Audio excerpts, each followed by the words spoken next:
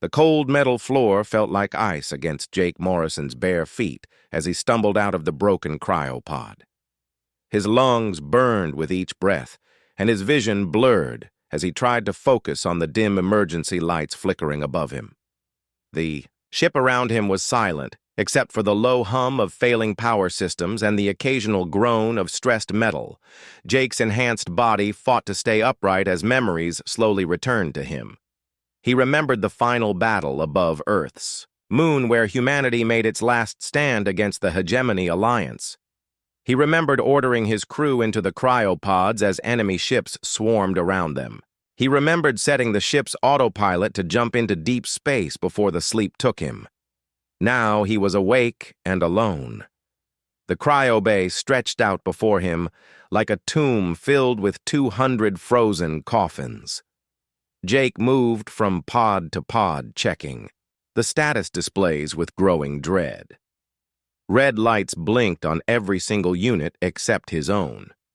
His crew was dead and had been dead for a very long time, judging by the dust that covered everything. Jake made his way to the bridge on shaking legs. His enhanced soldier modifications had kept him alive, but 3 centuries of sleep had taken its toll on his body. The main view screen showed nothing but empty space filled with distant stars he did not recognize. "Liberty," he called out to the ship's artificial intelligence system.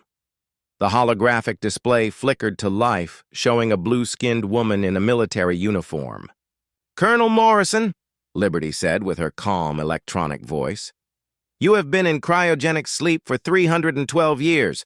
All other crew members suffered system failures and expired during the extended hibernation period." Jake sank into the captain's chair as the weight of those words hit him. 300 years. Everyone he had ever known was gone. Earth was gone. Humanity was gone. "What happened to the war?" Jake asked, though he feared the answer. "Earth fell to hegemony forces 6 months after our departure," Liberty reported. "All human colonies were conquered or destroyed within 5 years. The Terran Defense Force was completely eliminated. Humanity has been classified as extinct by galactic historical records." Jake closed his eyes and felt something die inside him. Then something else took its place. Anger. Pure burning anger that filled the empty spaces in his heart. "Show me our current location," he ordered. Liberty displayed a star chart on the main screen. "We are in the Kepler sector approximately 400 light-years from our last known position. Long-range sensors detect significant space traffic in this region." Jake studied the tactical display as his military training kicked in. Even after 3 centuries, his mind still worked like the weapon the human military had made it. "What kind of traffic?" "Primarily commercial vessels from the Zephyrian Trade Consortium. They appear to be conducting salvage operations on derelict ships in this sector." Jake stood up and walked to the weapons console. Most systems showed red warning lights, but enough remained functional to make the old warship dangerous. "How long until they detect us?" "Unknown. Our stealth systems are operating at 30% capacity. If they conduct active sensor sweeps, they will locate us within 6 hours." Jake nodded and began bringing weapon systems online. The Defiance might be old and damaged, but she was still a human warship built for war. Prepare for visitors' liberty. It's time the galaxy learned that humanity isn't as dead as they think. 2 hours later, the first Zephyrian salvage ship approached the Defiance. The alien crew expected to find another piece of ancient wreckage to strip for valuable metals and technology. Instead, they found themselves staring down the barrel of weapons that should have been museum pieces, but still functioned perfectly. Jake watched the alien ship on his view screen as it tried to scan his vessel. The Zephyrians looked like tall, thin humans with gray skin and large black eyes. They had been neutral during the war, but had profited greatly from humanity's defeat by claiming abandoned human technology. "Unknown vessel," came a transmission in broken human language.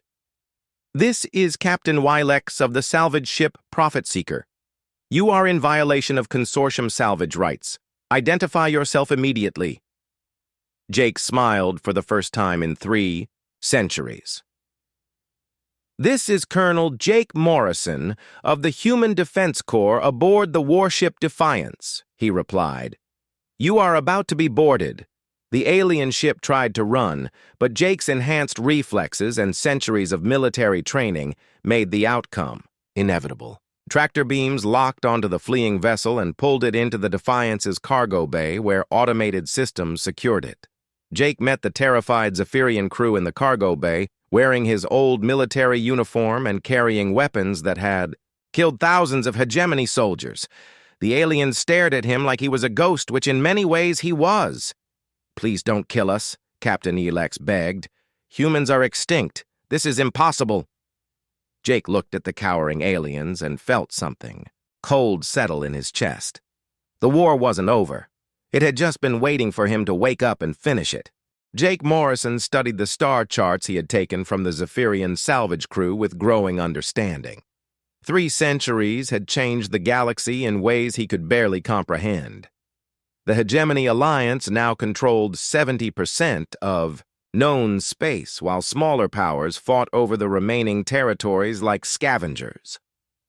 The information he extracted from Captain Ilex painted a picture of a galaxy that had grown comfortable with human extinction. Monuments to the war existed in museums, while historians wrote about humanity's inevitable defeat as if it had been predetermined. That comfortable certainty would soon be shattered. Jake's first strike came against a hegemony supply convoy traveling through the Outer Rim. The 3 transport ships carried weapons and ammunition to frontier garrisons, where alien settlers were expanding into former human territories. Jake hit them at their most vulnerable point during a routine hyperspace jump. The convoy never saw him coming. The Defiance dropped out of hyperspace directly behind the lead transport and opened fire with precision that left the escort vessels scrambling to respond. Jake disabled their engines and communication systems without destroying the ships completely. He wanted survivors to spread word of what they had seen.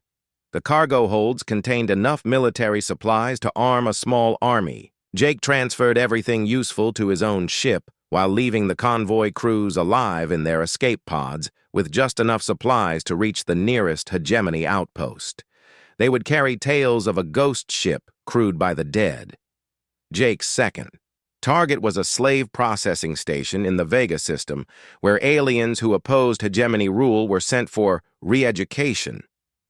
The facility held 3,000 political prisoners from a dozen different species. Jake infiltrated the station during a shift change when security was at its weakest. The station guards had never faced anything like Jake Morrison. His enhanced reflexes let him move through their ranks like death itself, while his tactical training allowed him to disable their defense systems with surgical precision. Within 2 hours, every guard was either unconscious or dead, and every prisoner was free. Jake gave the freed aliens weapons from his captured supplies and coordinates to safe territories beyond hegemony control. Many asked who he was and why he had helped them. Jake simply told them that humanity remembered what freedom meant, and that the war for it had never ended. News of the mysterious attacks spread through underground networks faster than official. Hegemony reports could suppress them. Whispered stories spoke of a phantom warrior who struck without warning and vanished like smoke. Some called him the Ghost Soldier, while others claimed he was humanity's vengeful spirit returned to haunt their killers. On the agricultural world of Haven in the Centauri system, Dr. Elena Carter received encrypted transmissions that made her hands shake. The mathematical patterns embedded in the signal matched human military codes that only someone with Defense Corps training could know. Elena had spent her entire life hiding her human heritage by posing as a modified Centauri, but the impossible. Transmissions forced her to confront her past. Elena led a community of 43 human descendants who had survived the purges by abandoning their technology and living as simple farmers. They called themselves the New Centauri and had spent 3 generations forgetting who they really were. The arrival of Jake's signals awakened memories their parents had tried to bury. Jake's raids grew bolder as he learned more about the current galaxy. He hit a hegemony intelligence station on Titan Base and downloaded their complete files on human survivor populations. The information revealed dozens of hidden communities scattered across frontier worlds where humans had gone into hiding after the war. Most shocking was the discovery that several hegemony officers were themselves part human. The Alien Alliance had integrated human genetics into their own populations to gain access to human tactical thinking and enhanced physical capabilities. These hybrid officers now served the same government that had destroyed their human ancestors. Jake began reaching out to the hidden communities using the intelligence network he had captured. His messages were simple but powerful. Humanity was not extinct. The war was not over. Hope still existed for those brave enough to fight for it. The response overwhelmed him. Communities that had lived in fear for 3 centuries suddenly remembered what they were and what they had lost. Young humans who had never seen Earth or known their true history began asking questions their elders could not answer. Elena Carter became Jake's primary contact among the survivors. Her medical training and knowledge of alien biology made her invaluable for treating human populations that had adapted to alien worlds. More importantly, her hidden community possessed something Jake needed desperately: hope for the future. Jake's most audacious operation came when he learned about prison moon Xarion, where the hegemony held thousands of political prisoners from across the galaxy. The facility was considered impregnable with orbital defense platforms and a garrison of elite troops. Jake saw it as the perfect target to announce his return. The attack began with Jake's infiltration of the moon's defense network using human military codes that hegemony systems still recognized. He turned their own weapons against them while landing assault teams of liberated prisoners on the surface. The battle lasted 6 hours and ended with complete human victory. When rescue ships arrived, they found 15,000 freed prisoners, and a message burned into the moon's surface in letters visible from orbit. The message was simple but terrifying to those who thought humanity was dead. The war continues. Colonel Jake Morrison, Human Defense Corps. Commander Voss read the intelligence reports from his flagship orbiting the hegemony capital world. The grizzled alien officer had fought against human forces during the original war and recognized the tactical patterns emerging from Jake's campaigns. This was not random piracy or terrorist activity. This was military doctrine being executed by someone who understood human strategic thinking better than anyone alive. Jake Morrison had just announced to the galaxy that humanity's greatest strength had never been their technology or numbers. It had been their refusal to surrender even when defeat seemed certain. That strength had awakened after 3 centuries of sleep and was about to remind the galaxy why humans had been feared. The name Jake Morrison echoed through every cantina trading post and communication relay in the galaxy. Stories of the ghost soldier grew with each telling until fact blended with legend in ways that served Jake's purposes perfectly. Fear was a weapon, and he wielded it with the same precision he applied to everything else. Captain Lisa Hayes guided her freighter Mercury's Edge through the asteroid field, where intelligence reports suggested the Phantom warship might be hiding. Hayes commanded a crew of smugglers and refugees who operated in the spaces between legitimate government control and outright piracy. Her ship carried medical supplies and weapons to communities the major powers preferred to ignore.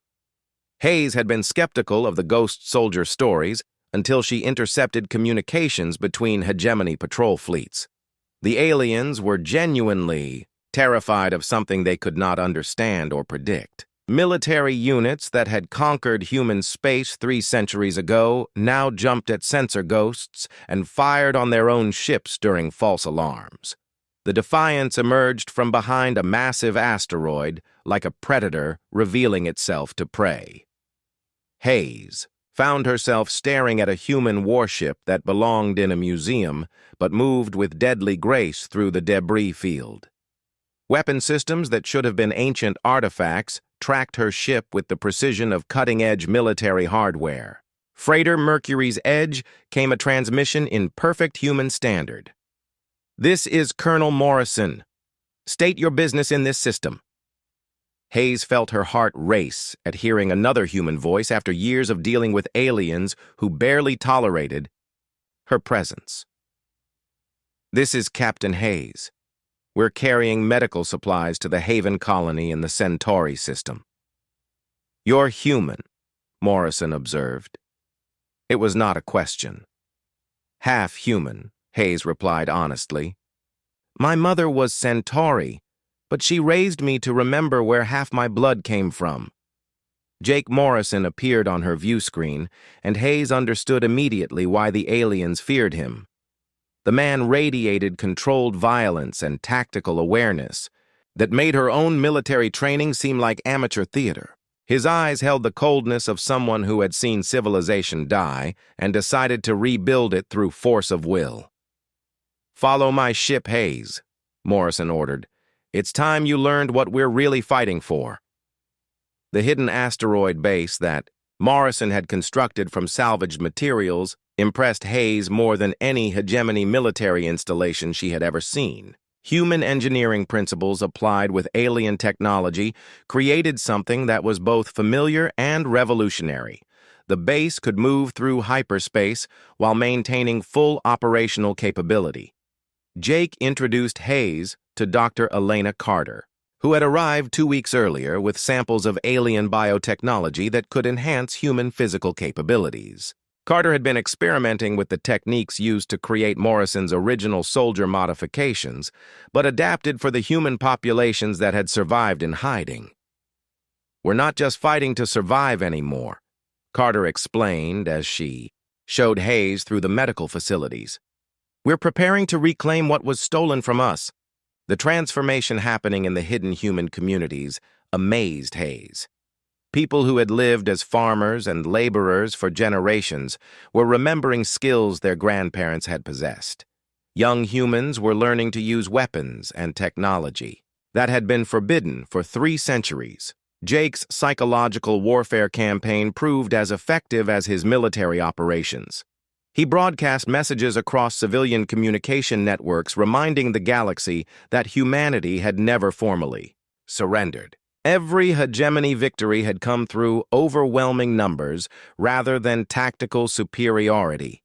Now that advantage was gone, the broadcasts inspired more than just human survivors. Oppressed alien species that had suffered under hegemony rule began forming their own resistance movements. They adopted human military tactics and used Jake's attacks as cover for their own operations against government targets. Jake's network of allies grew to include independent traders like Hayes, who provided intelligence about hegemony fleet movements. The information allowed him to strike at targets when they were most vulnerable, while avoiding the trap fleets that Commander Voss was positioning throughout the contested sectors. The hegemony response escalated dramatically when Jake captured a military research station developing new weapons for use against rebel populations. The facility's databanks contained complete records of human survivor communities, including their locations, genetic profiles, and estimated populations. Jake realized the hegemony had been preparing for this possibility. They knew humans had survived in hiding and were ready to complete the genocide they had started 3 centuries earlier. The information forced Jake to accelerate his timeline before the aliens could launch preemptive strikes against the hidden communities. The battle for Haven Colony became the first open engagement between Jake's forces and a hegemony fleet. Commander, Voss arrived with 30 ships expecting to find a primitive farming community defended by obsolete weapons. Instead, he encountered human military doctrine implemented with 3 centuries of tactical evolution. Jake's enhanced abilities let him coordinate the defense with inhuman precision, while Dr. Carter's augmented colonists fought with capabilities that exceeded anything in hegemony databases. The battle lasted 18 hours and ended with complete human victory, despite being outnumbered 10-1. Captain Hayes recorded the entire engagement and transmitted the footage across every communication. networks she could access. The images of human farmers defeating elite hegemony, forces with tactical brilliance and enhanced physical capabilities, spread through the galaxy faster than official censorship could stop them. The psychological impact of Haven's defense exceeded the military victory. For 3 centuries, the galaxy had been told that human defeat was inevitable because aliens possessed superior numbers and technology. Jake Morrison had just proved that human tactical thinking and enhanced soldier capabilities remained the deciding factors in any engagement. Jake stood among the ruins of Haven's main settlement, surrounded by the wreckage of hegemony ships, and knew that everything had changed.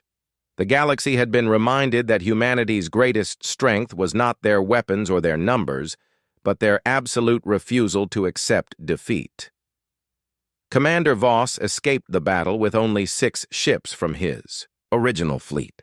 His reports to Hegemony Command described tactical capabilities that seemed impossible for a supposedly extinct species to possess. The aliens began to understand that they were not fighting a ghost or a legend, but something far more dangerous. A human soldier who remembered how wars were won.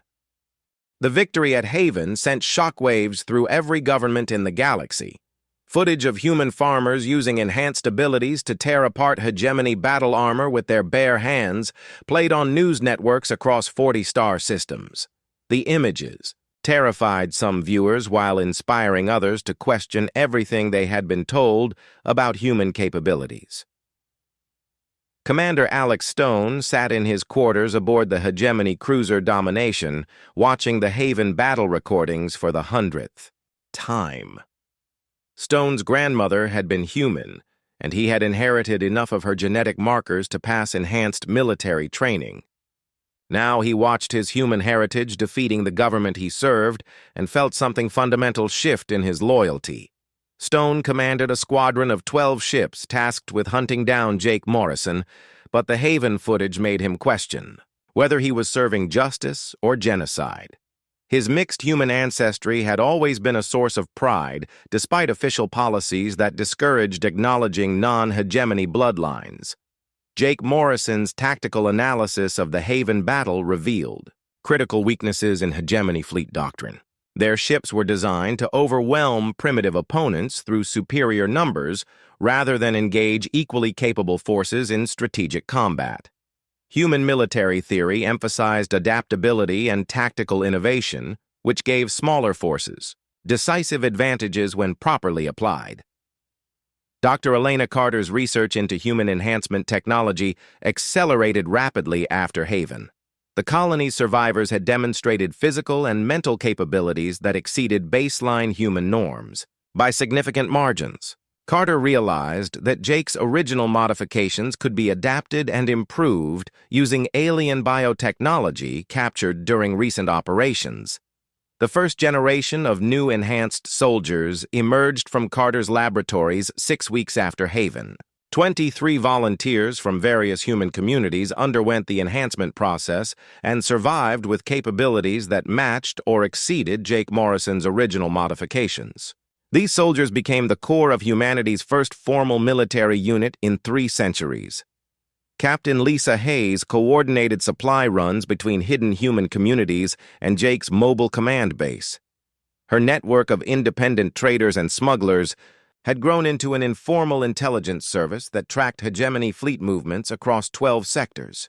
The information allowed Jake to plan operations with strategic precision that kept his forces ahead of enemy response patterns. Jake's analysis of captured hegemony communications revealed growing political instability within the alien alliance. Several member species questioned the resources being devoted to hunting a supposedly extinct enemy, while their own territories faced increasing rebel activity. The psychological impact of human survival was fracturing the coalition that had defeated humanity 3 centuries earlier. The trader guilds began secretly supporting Jake's operations after recognizing that hegemony totalitarian control threatened free commerce throughout the galaxy. Independent merchants who had profited from trade with various species found their activities increasingly restricted by military regulations designed to prevent rebel supply networks. Jake's growing alliance included 47 human communities and representatives from 16 alien species that opposed hegemony rule. The coalition possessed enough military capability to challenge hegemony forces in open battle, while maintaining the mobility needed to avoid decisive engagement until victory was certain. Commander Stone made his decision during a fleet briefing, where Hegemony Command ordered the complete sterilization of 3 star systems suspected of harboring human survivors. The order violated every military principle Stone had been taught and crossed ethical boundaries that his human heritage could not accept. Stone transmitted his resignation from hegemony service along with detailed intelligence about fleet positions and planned operations against human communities. His defection included his entire squadron plus support personnel who shared his moral objections to the genocide orders.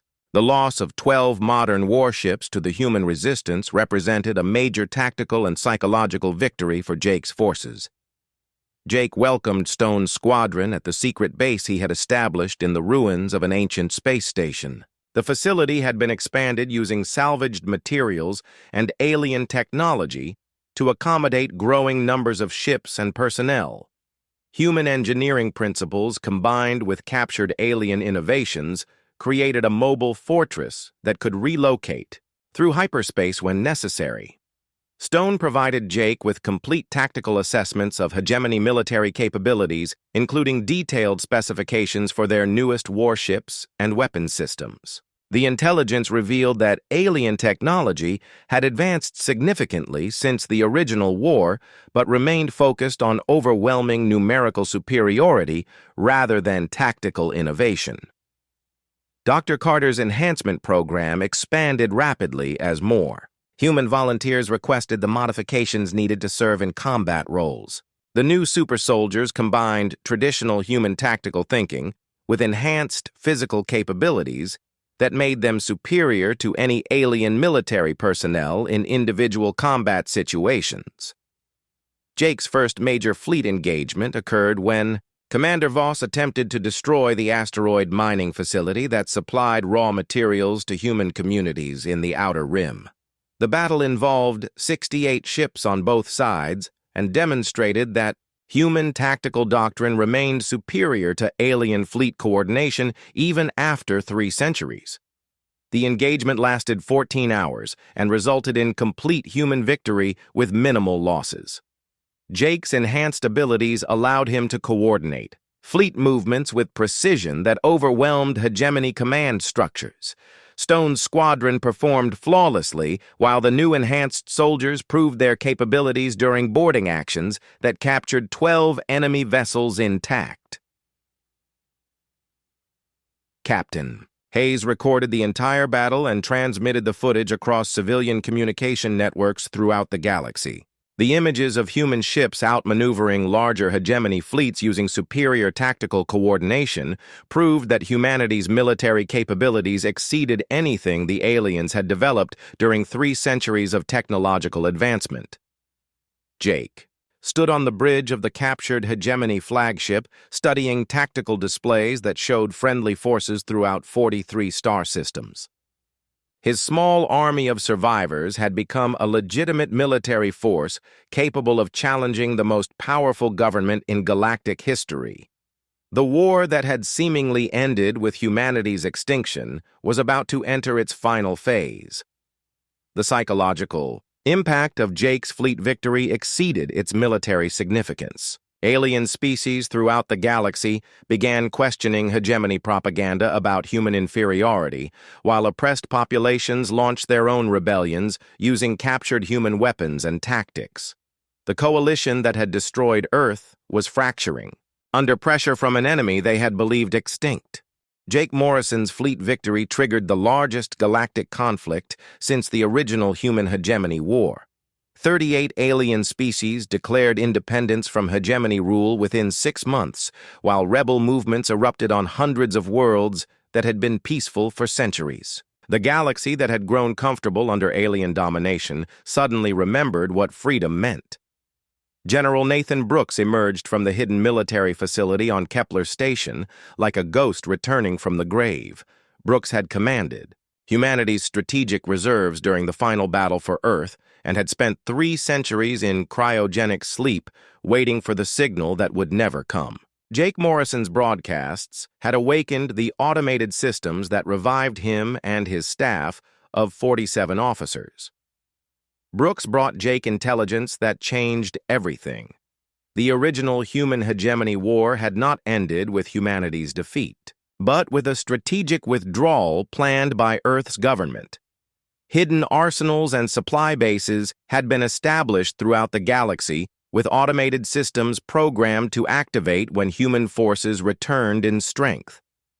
The revelation that humanity's apparent defeat had been an elaborate deception stunned even Jake Morrison. Earth's leaders had recognized that they could not win a direct confrontation with the Hegemony Alliance, but had prepared for a centuries-long campaign that would exploit alien weaknesses while human survivors adapted to changed conditions.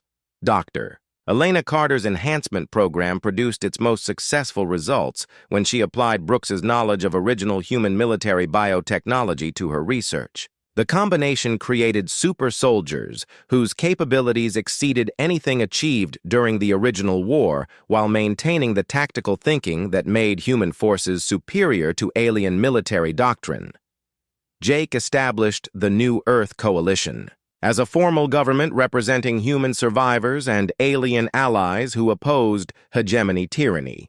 The coalition controlled territory in 67 star systems and commanded military forces that included 300 warships plus support vessels crewed by enhanced human personnel and their alien partners. Commander Stone's intelligence network provided detailed information about growing dissatisfaction within hegemony member species. The costs of the war against human forces had drained resources needed for economic development, while military casualties mounted among alien populations that had expected easy victory over supposedly primitive opponents. Captain Hayes coordinated the massive logistics effort needed to supply coalition forces scattered across multiple sectors. Her network of independent traders had evolved into a formal merchant marine that transported weapons personnel and supplies while maintaining the mobility needed to avoid hegemony interdiction efforts. Jake's strategic analysis revealed that the hegemony's greatest weakness remained their reliance on numerical superiority rather than tactical innovation. Human military doctrine emphasized adaptability and individual initiative, which allowed smaller forces to achieve decisive victories when properly coordinated with enhanced personnel capabilities. The discovery of Earth's location in captured hegemony databases provided Jake with the ultimate objective for his campaign. The planet remained under alien occupation, but was defended by automated systems that had been installed by human forces before the strategic withdrawal 3 centuries earlier. Brooks's knowledge of the hidden defense network revealed that Earth could be reclaimed by human forces if they could coordinate their assault with the automated systems that had been waiting for centuries to receive proper activation codes.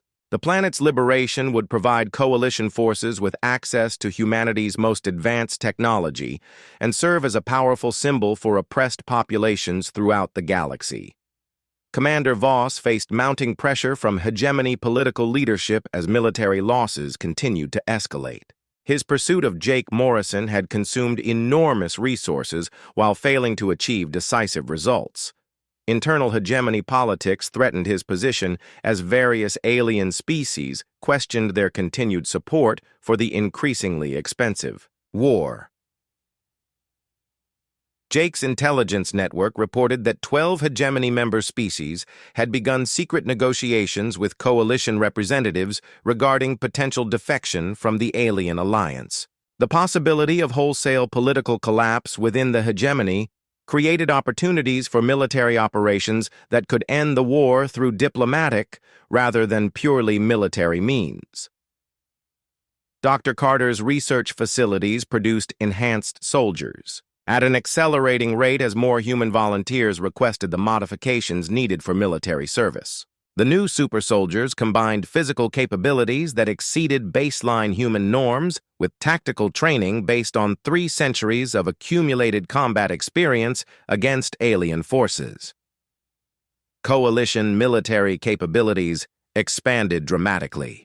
When Jake's forces captured a major hegemony weapons manufacturing facility, along with the alien scientists and engineers who operated it, the captured personnel provided detailed technical specifications for advanced weapon systems while revealing weaknesses in hegemony defensive strategies. The psychological warfare campaign that Jake had initiated during his early operations achieved strategic significance when alien civilian populations began demanding explanations for their government's failure to defeat supposedly extinct human forces. Public support for the war collapsed on several hegemony worlds, while protest movements demanded peace negotiations with coalition forces. Jake's analysis of captured intelligence revealed that the hegemony command structure had been fundamentally compromised by the psychological impact of fighting an enemy they believed they had already defeated. Military units suffered from morale problems, while political leaders struggled to maintain popular support for policies that seemed to validate human propaganda claims. The first direct negotiations between coalition and hegemony representatives occurred when Commander Stone facilitated secret meetings between Jake Morrison and moderate alien leaders who opposed their government's commitment to total human extinction. The discussions revealed possibilities for peaceful resolution that could prevent the massive casualties expected from full-scale galactic war. Jake stood in the strategic command center of his flagship, studying tactical displays that showed coalition forces positioned throughout 89 star systems. His army of survivors had become a galactic superpower capable of challenging the hegemony alliance on equal terms. The war that had begun with humanity's apparent extinction was approaching its final phase. General Brooks provided Jake with the activation codes needed to coordinate coalition forces with Earth's automated defense systems. The planet's liberation would require the largest military operation in human history, but success would establish the New Earth Coalition as the dominant power in galactic politics while ensuring that humanity could never again face extinction. Operation Homecoming began with simultaneous coalition assaults across 15 hegemony core systems designed to stretch alien forces beyond their ability to respond effectively. Jake Morrison commanded the primary fleet moving toward Earth, while General Brooks coordinated secondary operations that prevented enemy reinforcements from reaching humanity's homeworld. The final battle commenced in Earth's orbit, where Commander Voss had assembled the largest hegemony fleet in galactic history. 800 alien warships faced Jake's coalition armada of 400 vessels in what became the most significant space engagement ever recorded. The outcome would determine whether humanity reclaimed its birthright or faced final extinction. Jake's enhanced abilities proved decisive in the massive space battle as his tactical coordination allowed coalition forces to exploit weaknesses in hegemony fleet formations. Commander Stone's squadron performed flawlessly, while the enhanced soldiers Dr. Carter had trained demonstrated their capabilities during boarding actions that captured dozens of enemy vessels. The turning point came when Jake transmitted the activation codes that awakened Earth's automated defense systems. Orbital platforms that had been dormant for 3 centuries suddenly came online with weapons designed by human engineers who had anticipated this moment. The combined firepower of coalition fleets and Earth's defenses overwhelmed hegemony forces despite their numerical advantage. Commander Voss recognized inevitable defeat when his flagship suffered critical damage from weapons that combined human tactical thinking with 3 centuries of technological advancement. His final transmission to Hegemony Command acknowledged that they were not fighting primitives or rebels, but the rightful inheritors of humanity's military legacy. Dr. Carter led the first landing parties on Earth's surface and discovered that automated systems had preserved human civilization's greatest achievements while preparing for humanity's eventual return. Libraries, museums, and research facilities remained intact, along with manufacturing capabilities that could support millions of people. The symbolic impact of humanity's return to Earth resonated throughout the galaxy as news of the victories spread across civilian communication networks. Alien populations that had been told humans were extinct suddenly confronted evidence that their governments had built their power on lies and genocide. Jake's final confrontation with Commander Voss occurred not on a battlefield, but in the ruins of Geneva, where Earth's government had made its last stand 3 centuries earlier. The alien commander requested personal audience with the human who had orchestrated the impossible return of a supposedly extinct species. Voss arrived alone and unarmed, carrying documents that represented the hegemony's formal surrender. The grizzled alien officer had fought against human forces during the original war and understood better than his political superiors that continued resistance would only result in greater destruction. Jake accepted the surrender while establishing terms that guaranteed protection for alien civilian populations and prevented reprisal attacks against former hegemony worlds. The New Earth Coalition's victory established principles of species equality and democratic governance that replaced the totalitarian control the hegemony had imposed. Captain Hayes coordinated the massive humanitarian effort needed to relocate human survivors from their hidden communities to Earth and newly established colony worlds. The logistics operation involved thousands of ships transporting millions of people while providing them with resources needed to rebuild human civilization. The political transformation that followed Jake's victory exceeded anything achieved through military action alone. The New Earth Coalition became the foundation for an interstellar federation that included former enemies alongside human survivors and alien allies who had supported the liberation campaign. Jake's war diary became the foundational text for Interstellar. Military doctrine as officer training programs throughout the galaxy studied human tactical principles that had achieved victory against overwhelming odds. The strategic thinking that had sustained humanity through 3 centuries of apparent extinction influenced military planning for generations. Dr. Carter established medical research programs that shared human enhancement technology with alien species while developing new treatments for genetic damage caused by centuries of warfare.